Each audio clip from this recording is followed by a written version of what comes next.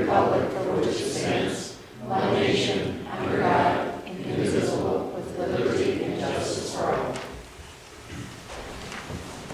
This is our public comment on our visitors. We will now recognize visitors. Please raise your hand if you wish to speak when called upon. Please use the podium. Clearly state your name and address into the microphone and limit your comments to 3 minutes. Any dialogue must be conducted through me as president of council, although your comments or questions be addressed to the council or administration or both. See? Oh, yes, Steve. All right. My name is Steve Costello, 198 Ardmore. Just started reading about the Efficiency Smart program and looking at that. I see you're going to be speaking about it again tonight. This is what we're reading tonight. I'm concerned with some of the numbers that are displayed that you presented. So, for instance, for the take thermostats, for instance, the prices printed there are no better. In fact, they're much worse than what any consumer can find online. I know there's a rebate and all that, but when you take into consideration the cost of membership, I feel like you're hitting it up again for another Sam's Club membership, another Amazon Prime membership, another membership that I have to pay $14 a year for to be able to buy things that are really not that great a price. And if you don't buy enough of them, you got to pay $7 shipping to get these things to your house if you don't hit the $25 limit. So when you really look at the big picture, I don't see how it's saving us money. I just wonder what it means to the city to spend this close to, I think it was $900-some thousand over 3 years. There's got to be something more to it, because as a consumer, I don't feel like this is a big deal for me. Unless I'm missing something that wasn't in the very brief presentation, I didn't see any benefit. I mean, when you think about consumers, if I'm interested in doing this and saving money at my home, I'm going to do it. Not because you're charging me $14, because I'm interested. It's not going to make anybody do that. It's only going to cost me money. I have to have high efficiency, furnace, now for light bulbs, LED. What's this going to get the average consumer in the city other than a higher electric bill? So I don't know if there's an answer for that, if it's something we'll take into consideration, but I just don't get it. So the rebate and light bulb program is just a piece of the overall program. The overall theory of the program is that we have to purchase power for our power portfolio. To the market, the Efficiency Smart program looks just like if we were buying power from a coal plant or a gas plant or hydro or whatever.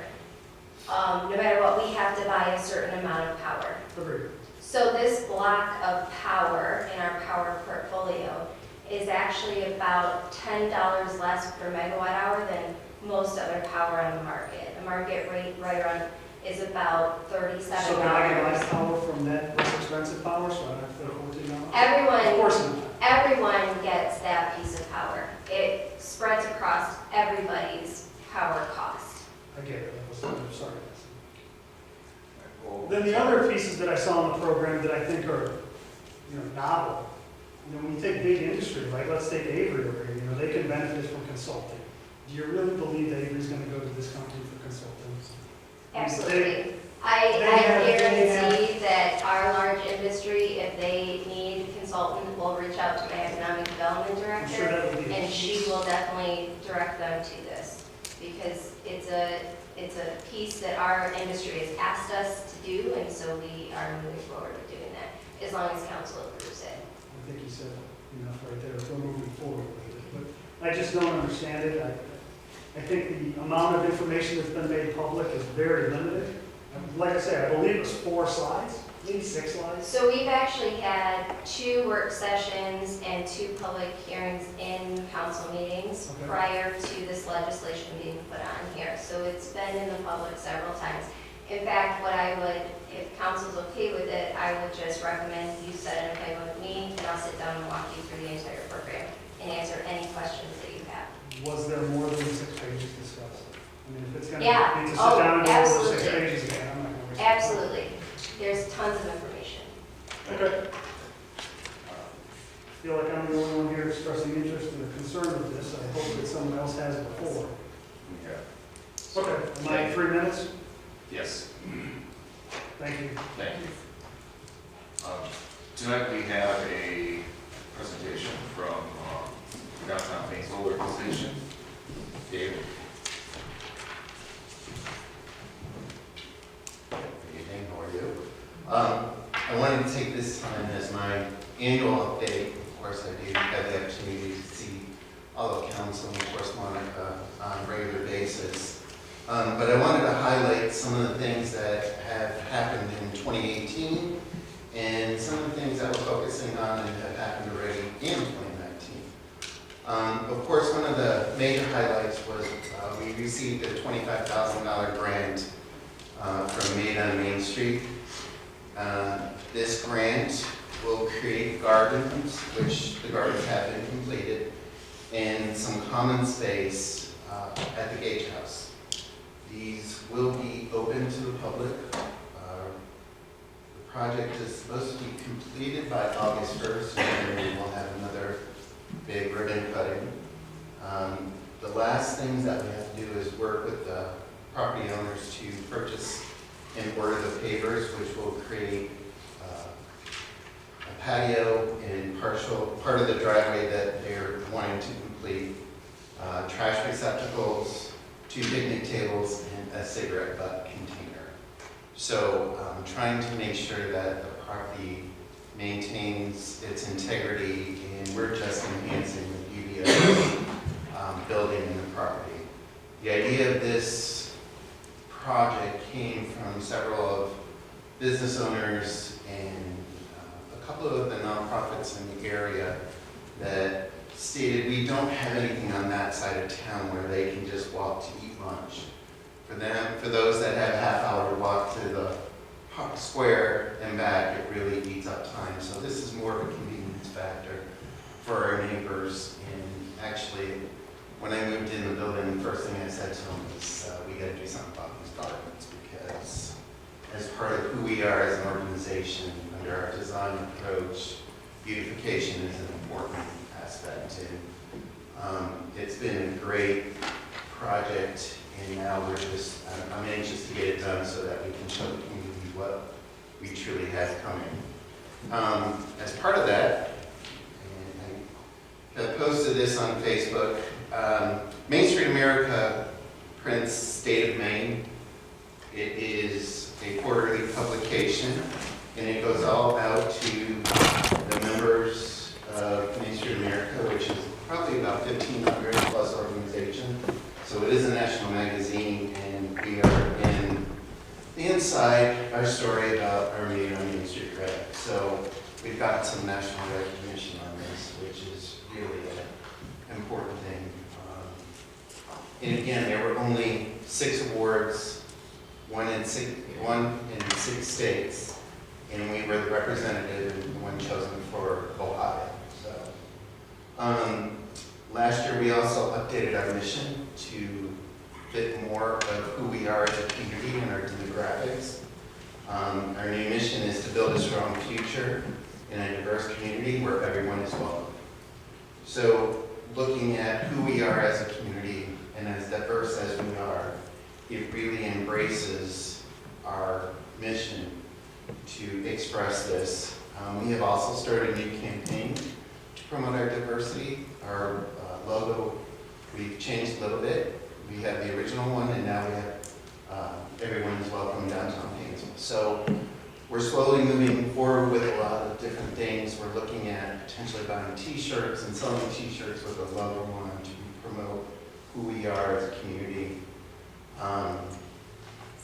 We're also still continuously working on trying to get our board to match our demographics. We currently are at 18 voting members.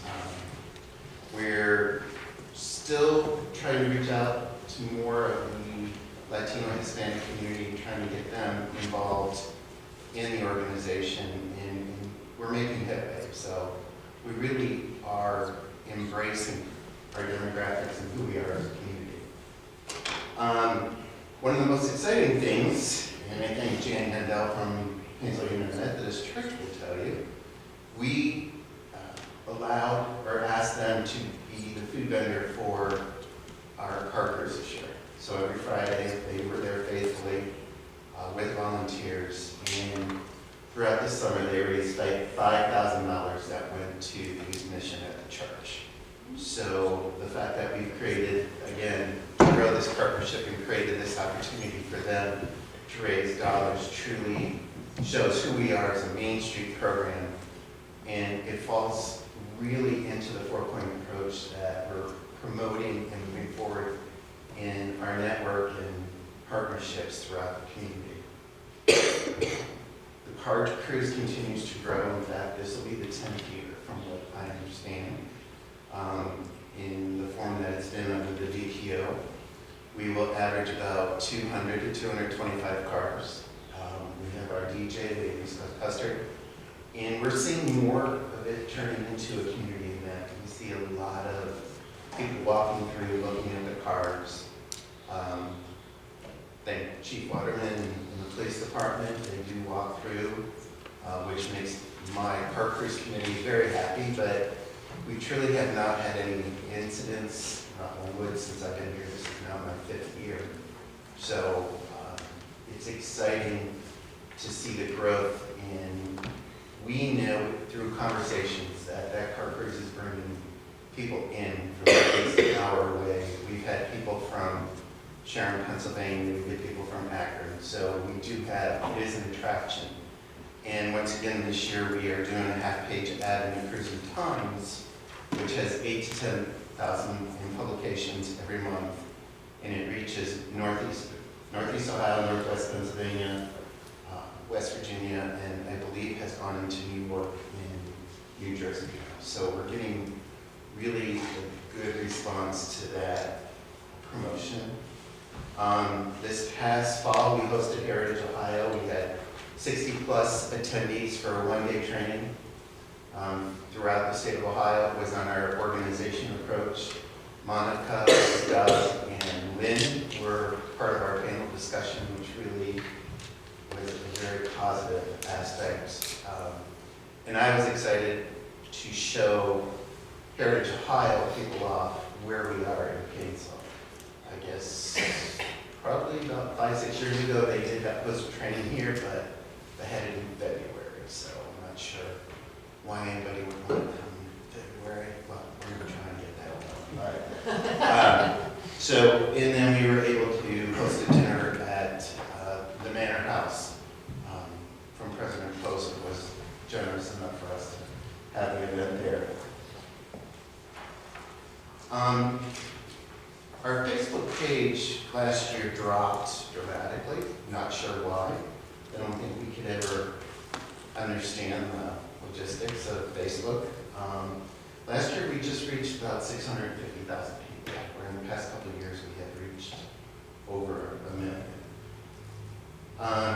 Still doing the same thing, adding as many posts as possible. We probably estimated about 1,500 posts, and through that, that is about $2.25 million in marketing support to the community, based on a $1,500 advertisement for each post. So we were still doing what we were doing, still posting, still trying to reach, and for some reason, it just dropped. But I think we still had the same success as we have. We've grown. Our events continue to grow. I'll be getting to a lot of the changes that we are making for 2019, and I don't know. It's just hard for me to explain why the number dropped. Last year, we took a different approach to our strategic plan, thanks to Monica and Francis Joe from Heritage Ohio. Over the past few years, Main Street America has incorporated a refresh program, and all the refresh program is to re-educate us and refresh us on the four-point approach to make sure that we're following and doing everything we're supposed to as the best practice program. This has been a program to ensure we are to keep the grassroots and the Main Street approach as best practice. As part of this process, we have taken a different approach to our strategic plan. This was a very different approach in that we had to create a transformation strategy. The strategy was to provide a framework for how we can leverage our local assets and engage communities in creating a long-term transformation, resulting in a better quality of life for all. Our transformation strategy states, and it's just simple, is a place people come. That's what we want. We want Painesville to be a place where people come, and we're seeing that.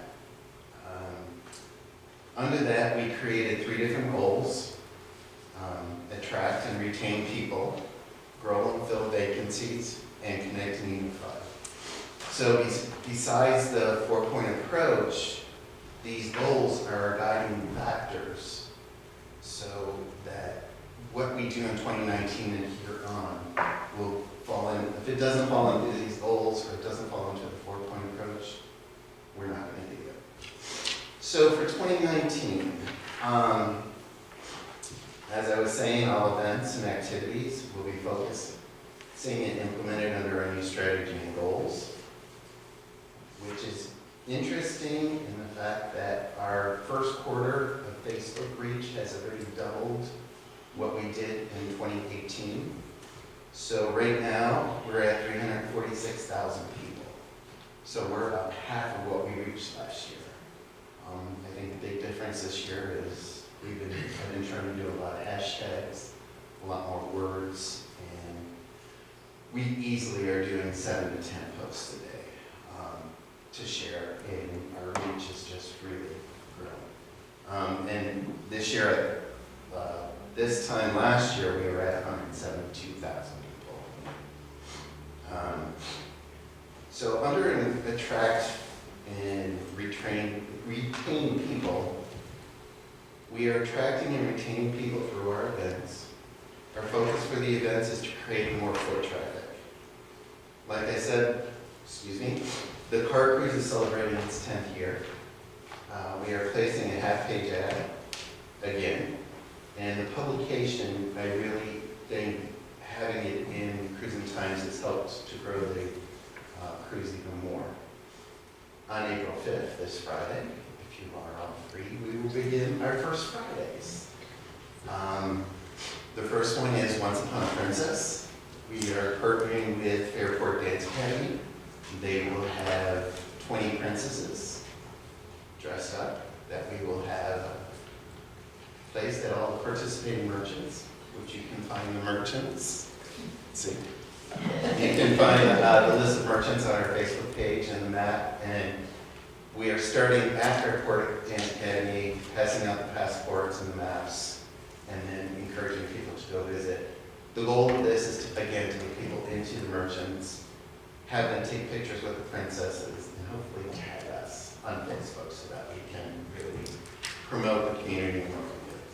May 3rd will be our chocolate walk and wine ladies night out again. So we are using these First Fridays, which are best practice, to again promote and create foot traffic. These First Fridays will continue all year round. We've already started planning 2020's First Fridays. January's will be a wellness, New Year's resolution, so getting the Dance Academy, Branches of Wellness, Starfish and Coffee, Belladonna, all of our merchants to participate and promote some aspect of wellness in the community. The historic district application is continuing. Our goal will be to submit it by the end of July, with hopefully receiving our designation at the end of December. The couple interesting aspects are, this project is huge. I'm thankful enough that we have Tara Carlson, who is a graduate student at Ursuline College, who is completing this as part of her thesis. So with her doing this, she's saving us about $20,000 or $30,000. So Lynn has been very involved in it. In fact, our Founders Day breakfast, so you all have on the calendar, will be a panel discussion of the application, including our very own Lynn White. So We have been accredited since 2015, nationally accredited every year, and we have set on our way to be accredited again for 2019. Heritage Ohio is doing something different this year. They're starting in as early as August to credit the Main Street programs that have been continuously accredited nationally, to start them early, because more than likely we will have our accreditation yet. And the last thing is that we'll be celebrating, I'm not sure how we're going to do this yet, but we are celebrating our 10th year as a full Main Street program. So we were started in 2009 as a Main Street program, and we will receive our 10-year pin or whatever we get in October at our state conference. But it's exciting to be here because when I think about everything that's going on, I see all of you have been involved. I look around the room and I know Kathy, Lynn, just have been there and in support of Parks and Recreation. We work well, our partnership, the commitment and the financial support we get from the city, of course, as a best practice, that is part of it. But the most important thing is we have built a network that is so strong and we are moving forward. And you could just feel that positive energy in the city. So, any questions? Comments? Just had not a question really, but just maybe sort of a question. I was just kind of wondering if there's any, like statistics out there on Facebook, are other social media mediums, I guess that's what you would call them, taking more precedence in Facebook or anything like that you're aware of? Well, I know like Snapchat is looking at the younger generations, and Instagram, I think they're targeting different generations.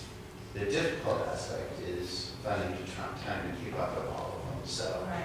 but yeah, when you're targeting, the good thing about Facebook is we'll be boosting our this week, and you can target certain audiences. So we will hopefully be targeting families, mothers, grandmothers to promote this First Friday, and we're going to be trying to do that every month.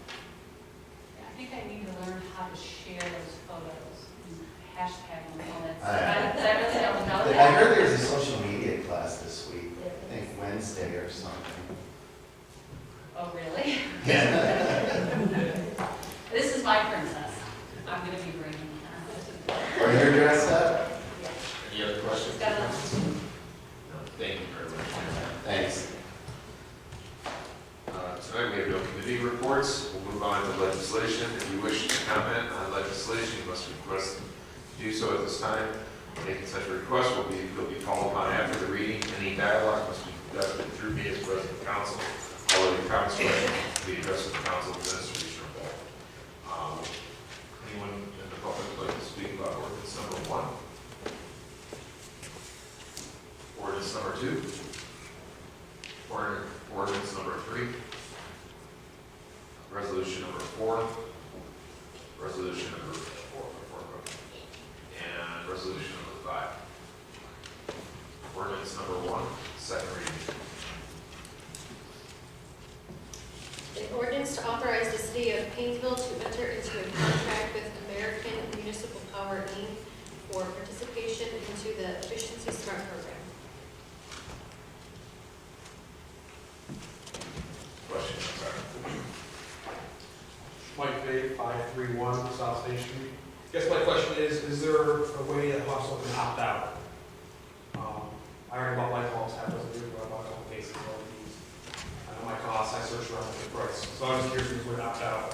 Plus, if we decide to go forward with this, is there a way AMP could raise their guarantee from 70% to maybe 75 or 80%? Say they try to get to 100%, but I think 70 might be more. If we decide to give them $1 million for a few years, could we maybe negotiate with them to make a raise on guarantee of 1% plus? Thank you. There is no provision to opt out because it's part of our power portfolio. It's not a separate program. And then, off the guarantee, there is no option at this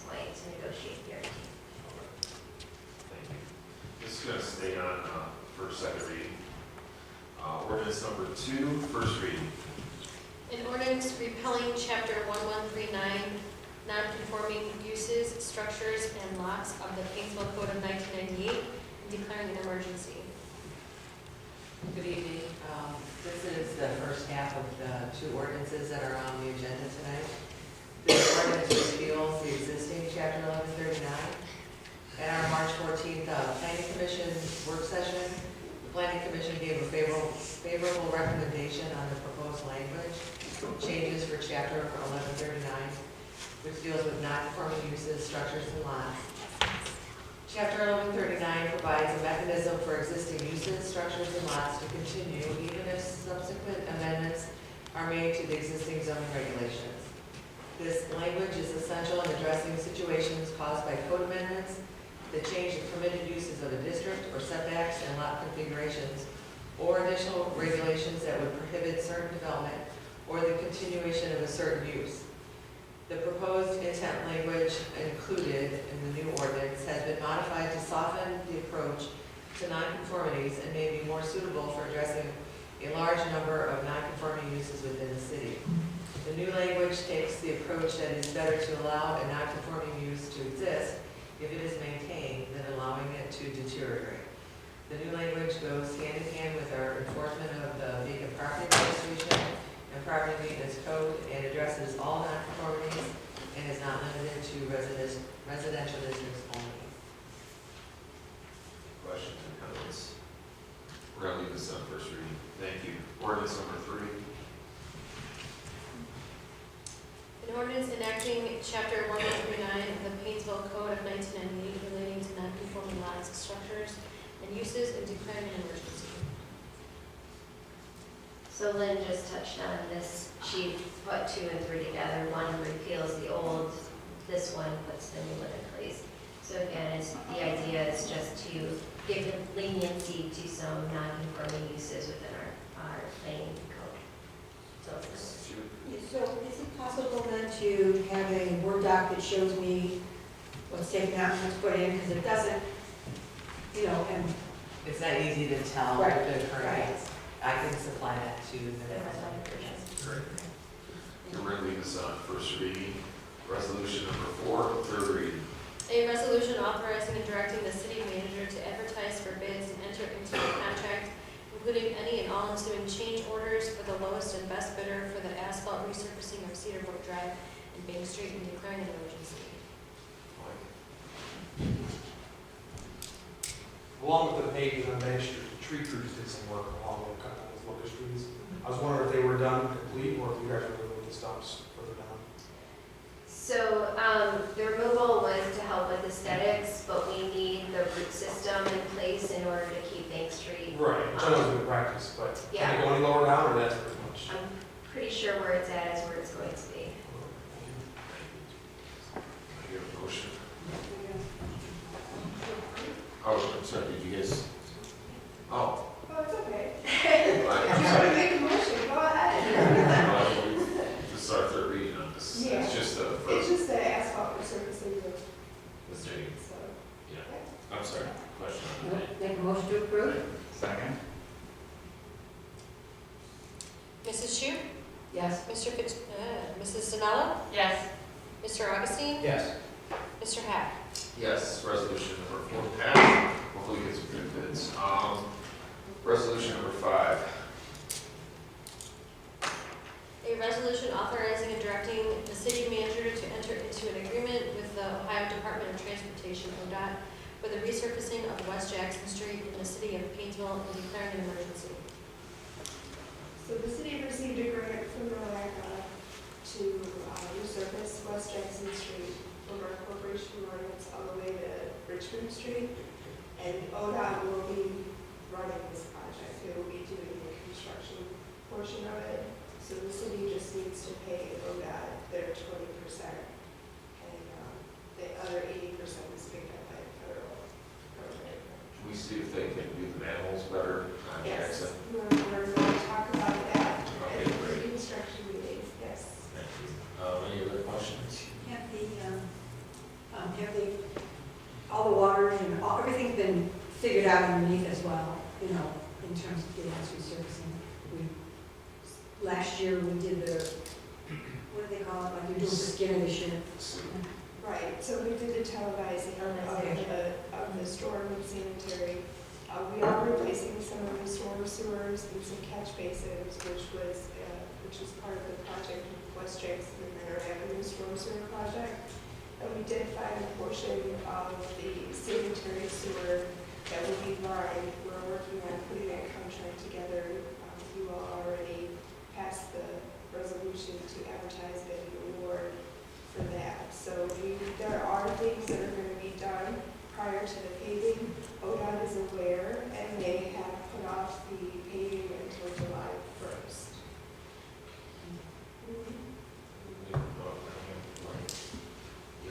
We're gonna leave this on first reading.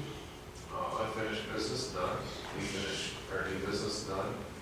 Departmental presentations, none. Administrative reports, law director. Nothing. City manager. And nothing further to report. Correspondence for the council. The next regular council meeting will be held Monday, April 15th at 7:30. The First Fridays event kicks off Friday, April 5th from 4:30 to 7:30. The event is Once Upon a Princess and will be held on Main Street. It will be a different princess located at each participating store on Main Street.